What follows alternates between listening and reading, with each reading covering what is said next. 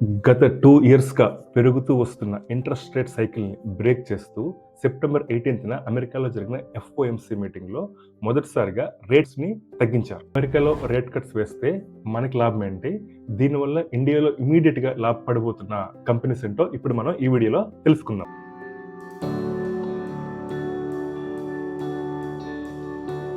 Latest invest Telugu YouTube ఛానల్‌కి స్వాగతం. మనం ఆలస్యం చేయకుండా వెంటనే వీడియోలోకి వెళ్ళిపోదాం. మనకి డబ్బులు కావాలంటే కమర్షియల్ బ్యాంక్స్ అయినా state Bank of India, HDFC bank, ICICI bank ఇలాంటి బ్యాంక్స్‌లో మనం లోన్స్ తీసుకుంటాం కదా! మరి ఈ బ్యాంక్స్‌కి మనకి డబ్బులు ఇవ్వడానికి వాళ్ళకి డబ్బులు ఎక్కడి నుంచి వస్తాయి? వాళ్ళు ఎక్కడి నుంచి లోన్ తీసుకుంటారు?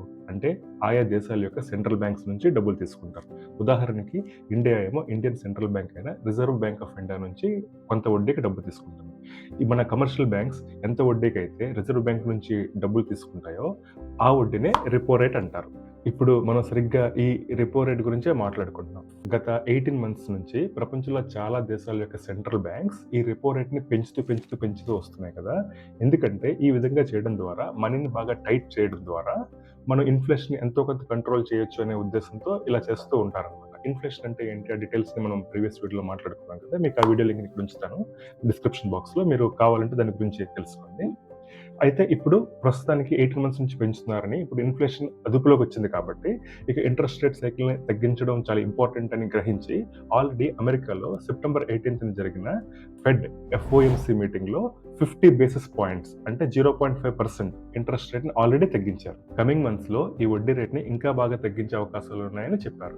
ఇలా తగ్గించడం వలన కంపెనీస్ వాళ్ళ తాలూకు గ్రోత్‌కి, ఎక్స్‌పాన్షన్స్‌కి బ్యాంక్స్ దగ్గర నుంచి లోన్ తీసుకుంటాయి కదా! ఇది తక్కువ రేట్‌కి కంపెనీస్‌కి లోన్ దొరుకుతుంది కాబట్టి, వాళ్ళు ఈ మనీని ఉపయోగించుకొని కంపెనీ యొక్క ఎక్స్‌పాన్షన్స్‌కి, కంపెనీ యొక్క కార్యకలాపాలకి అన్నిటికి వాడుకుంటారు కదా! సో, ఇలా చేయడం వల్ల ద్వారా కంపెనీస్‌కి గ్రోత్ బాగా పెరుగుతుందన్నమాట. సో, కంపెనీస్ అన్ని బాగా పెర్ఫార్మ్ చేయడం మొదలవుతాయి. సో, ఆటోమేటిక్‌గా వాటి షేర్ ప్రైస్‌లో రిఫ్లెక్ట్ అయ్యి షేర్ ప్రైస్ కూడా బాగా ఇంక్రీజ్ అవ్వడానికి ఉపయోగపడుతుంది. ఈ రేట్ కట్ న్యూస్ రాగానే సెప్టెంబర్ 28న ఫారెన్ ఇన్స్టిట్యూషనల్ ఇన్వెస్టర్స్ ఒకే రోజు ఇండియన్ మార్కెట్‌లో 14,000 కోట్ల రూపాయలు ఇన్వెస్ట్‌మెంట్స్ చేశారు. ఇంత పెద్ద మొత్తంలో ఇన్వెస్ట్‌మెంట్ చేయడం గత 3 ఏళ్లలో ఇది మొదటిసారి. మొత్తం ఇండియన్ స్టాక్ మార్కెట్ చరిత్రలో చూసుకుంటే ఇది 8వ సారి. 2024 మొత్తంగా చూసుకుంటే ఎఫ్ఐఐస్ ఫారెన్ ఇన్స్టిట్యూషనల్ ఇన్వెస్టర్స్ ఇప్పటివరకు 76,000 కోట్ల రూపాయలు ఇన్వెస్ట్‌మెంట్స్ చేస్తే, కేవలం ఈ సెప్టెంబర్‌లో మాత్రమే 34,000 కోట్లకు పైగా ఈ అమౌంట్‌లో ఇన్వెస్ట్ చేశారు. అంటే 50% of the total FII invested amount ఈ నెలలోనే వచ్చిందని మనం చూడొచ్చు. ఇంత అమౌంట్ వస్తుంది కదా! ఈ అమౌంట్ ఇండియాలో మరి ఏ కంపెనీస్‌కెళ్తుంది? డెఫినిట్‌గా ఎఫ్ఐఐస్ ఎవ్వరికీ తెలియని చిన్న చిన్న కంపెనీస్‌లో అయితే ఇన్వెస్ట్ చేయరు. ఈ ఇన్వెస్ట్‌మెంట్స్ మనీ అంతా యూజువల్‌గా ఇండియన్ లార్జ్ క్యాప్ కంపెనీస్‌కే వెళ్తుంది. మరి ఈ lowering the interest rate cycle begin అయింది కదా! సో, ఈ కొత్త ఇంట్రెస్ట్ రేట్ సైకిల్ తగ్గడం అనే సైకిల్ బిగిన్ అయింది కాబట్టి, ఈ కొత్త సైకిల్ వల్ల ఇమ్మీడియేట్‌గా లాభపడే కంపెనీస్ ఏమున్నాయని చూస్తే డెఫినిట్‌గా బ్యాంక్స్. ఈ బ్యాంక్స్‌లో మనం ఇప్పుడు వన్ బై వన్ చూద్దాం. ముందుగా స్టేట్ బ్యాంక్ ఆఫ్ ఇండియా చూసినట్లయితే ఈ ఇన్వెస్ట్‌మెంట్స్‌ని రివ్యూ చేస్తూ స్టేట్ బ్యాంక్ ఆఫ్ ఇండియాలో ఈ చార్ట్‌లో మనం ఏం చూడొచ్చంటే, ఈ ఒకే రోజు ఎంత వాల్యూమ్స్ పెరిగాయో చూడండి. ఇంత వాల్యూమ్స్ కొన్నారు కాబట్టి దాన్ని రిఫ్లెక్ట్ చేస్తూ స్టాక్ ప్రైస్ ఏ విధంగా జంప్ వచ్చిందో మనం ఇక్కడ చూడొచ్చు. అదే విధంగా ఐసిఐసిఐ బ్యాంక్ చార్ట్‌లో కూడా ఈ ఒక్క రోజే ఎంత వాల్యూమ్స్ పెరిగాయో చూడొచ్చు. ప్రీవియస్ నుంచి తర్వాత గాని చూసుకుంటే ఒక్కరోజు ఎంత వాల్యూమ్స్ పెరిగాయో. ఇదంతా ఎఫ్ఐఐస్ ఇన్వెస్ట్‌మెంట్స్ వల్ల జరిగిందని క్లియర్‌గా తెలుస్తుంది. అట్ ద సేమ్ టైమ్ దీనివల్ల ఒకే రోజు స్టాక్ ప్రైస్‌లో ఎంత జంప్ వచ్చిందో కూడా మనం చూడొచ్చు. ఈ చార్ట్స్ బట్టి అదే విధంగా ఎఫ్ఐఐస్ డేటాను బట్టి మనకేం అర్థమవుతుందంటే, FIIs already State Bank of India, ICICI bank, HDFC bank లాంటి బ్యాంక్స్‌లో ఆల్రెడీ వాళ్ళ యొక్క ఇన్వెస్ట్‌మెంట్స్‌ని స్టార్ట్ చేసేసారు. రేట్ కట్ సైకిల్ బిగిన్ అయితే ముందుగా లాభపడేవి బ్యాంక్స్.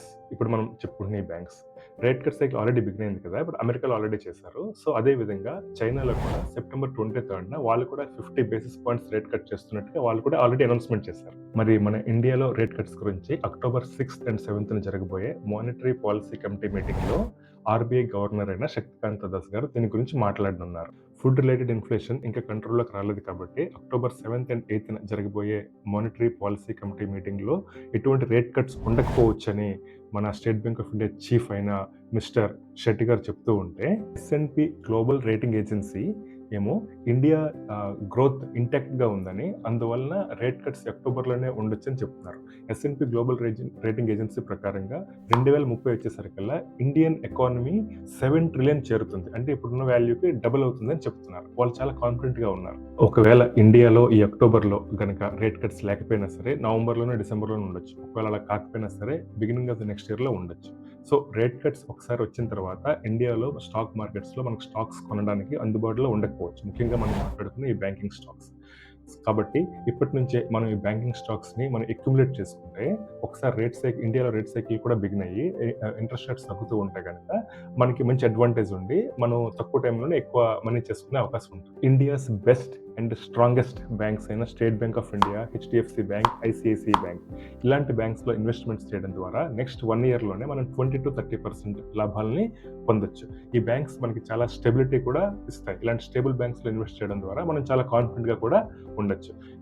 మీకు ఇంకా కాన్ఫిడెన్స్ కావాలి, ఇంకా స్టేబుల్గా ఉండాలి అని అంతేకాకుండా మిగతా బ్యాంక్స్లో పెరిగే లాభాలను కూడా మనం అందిపుచ్చుకోవాలంటే బ్యాంక్ బీస్ అనే ఈ ఈటీఎఫ్, నిఫ్టీలో ట్రేడ్ అవుతున్న ఈ ఈటీఎఫ్ని మనం కొనుక్కోవడం ద్వారా మనం ఈ 3 బ్యాంక్స్తో పాటు కోటక్ బ్యాంక్, ఇంకా మిగిలిన చిన్న బ్యాంక్స్, పిఎస్యూ బ్యాంక్స్, ఇవన్నీ బ్యాంక్స్ని కూడా మనం కలిపి ఒకే బాస్కెట్లో కొనుక్కునే అవకాశం ఉంది.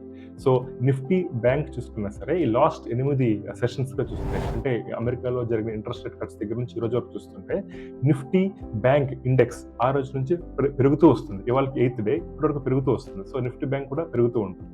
సో ఈ 1 yearలో ఎప్పుడు బ్యాంక్స్ కంటిన్యూస్గా పెరుగుతాయి, తగ్గవన్న ఉద్దేశం కాదు. మధ్యలో తగ్గొచ్చు పెరగొచ్చు. బట్ మనం చూసుకున్నది 1 year టైం పీరియడ్లో. 1 year టైం పీరియడ్లో ఈ డేట్ నుంచి చూసుకుంటే డెఫినెట్గా బ్యాంకింగ్ సెక్టర్లో మంచి గ్రోత్ ఉంటుంది. సో ఇది ఈ వీడియోలో నేను ముఖ్యంగా చెప్పాలనుకున్న నా ఉద్దేశం. ఈ వీడియోపై మీ అభిప్రాయాన్ని కమెంట్ సెక్షన్లో తెలియజేయండి.